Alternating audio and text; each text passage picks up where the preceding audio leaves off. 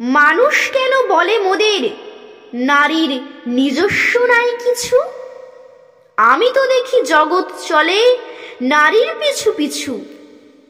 বাপের ঘরে লক্ষ্মী আমি, স্বামীর ঘরে অন্নপূর্ণা, ছেলের ঘরে জননী আমি, আমি ছাড়া সংসার অসম্পূর্ণা। আমার থেকে আপন করতে আর কি কেউ পারে?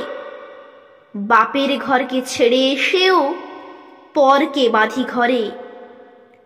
গোত্র থেকে গোত্রান্তর যদিও আমি হই, তবু যেন জননী রূপে সকল দুঃখ সই।